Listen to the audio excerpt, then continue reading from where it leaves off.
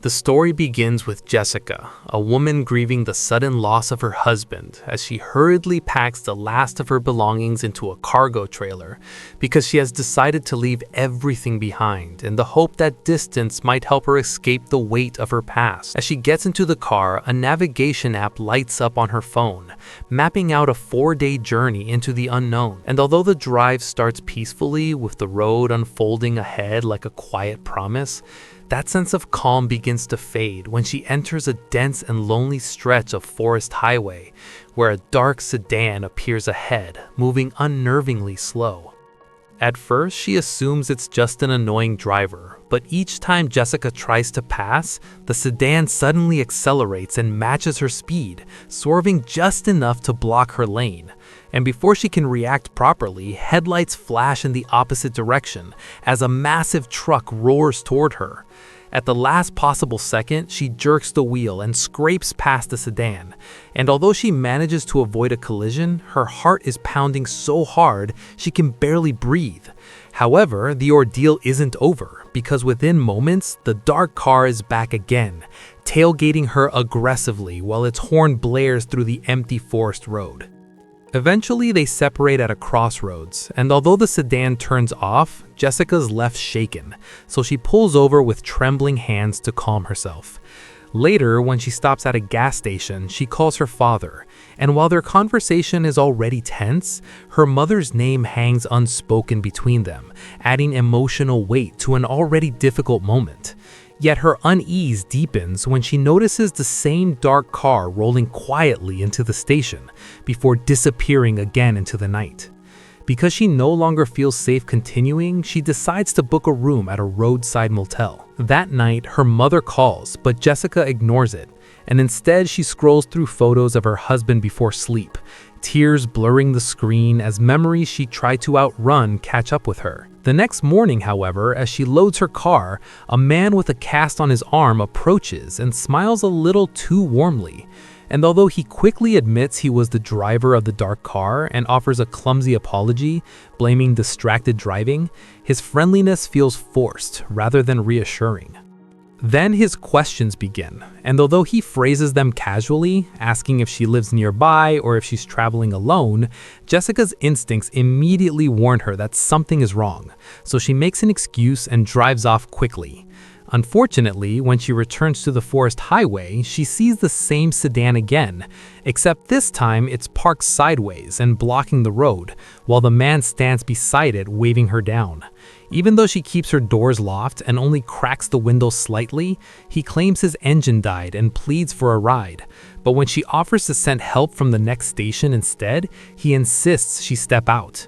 And the way his eyes linger too long confirms her fear, so she floors the accelerator and leaves him behind in a cloud of dust.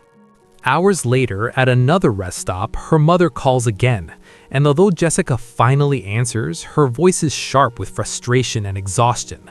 However, as she argues on the phone, the dark sedan glides into the parking lot once more, and panic takes over. She runs to her car and starts reversing just as the man approaches, but before she can escape, a white van suddenly cuts her off. And although the man taps on her window claiming he only stopped to use the restroom, the situation feels staged. As soon as the van moves, Jessica speeds away, yet when she checks her mirror, she sees a sedan following her again. Because she no longer knows what else to do, she calls 911, but the operator's calm questions about her exact location only make her feel more helpless, since she has no idea where she is on the endless forest road. Just when the sedan seems ready to overtake her, it suddenly swerves past and disappears. And although relief floods through her, that relief lasts only seconds before her tire blows out, sending her car skidding violently off the road. As she steps out in shock, headlights appear in the distance, and her fear returns instantly when she recognizes the sedan.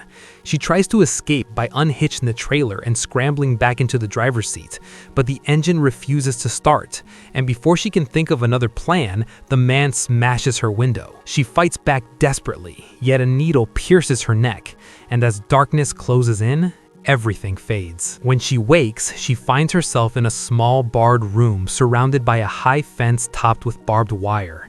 And although she can hear footsteps outside, the man who once acted polite now stares through the door with cold indifference and orders her to stay quiet. Later that night, he returns with a flashlight, his smile cruel, and although she begs and even offers money, he only laughs softly. He tells her others have begged before, and then he forces her to watch a video on his tablet, showing a happy moment with her husband, cruelly reopening wounds she tried to escape. As he tugs at the wedding ring around her neck and asks painful questions, she finally admits her husband died by his own hand, and although she tries to hold back, he pressures her until she breaks and relives memories she wanted buried.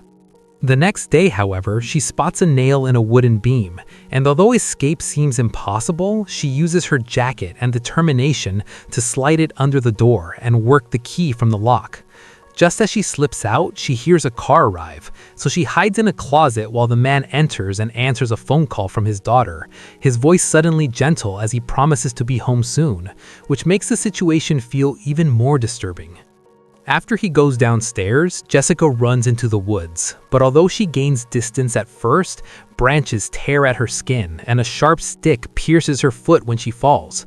She screams while pulling it free, yet she keeps moving because she can hear him following behind. Eventually, she reaches a river, and because there is no other escape, she throws herself into the freezing current and lets it carry her away. She washes ashore barely conscious, and although she can hardly stand, she uses a thick branch as a crutch and pushes forward until she hears footsteps and instinctively swings the branch, only to realize she has struck an old hunter, not her pursuer.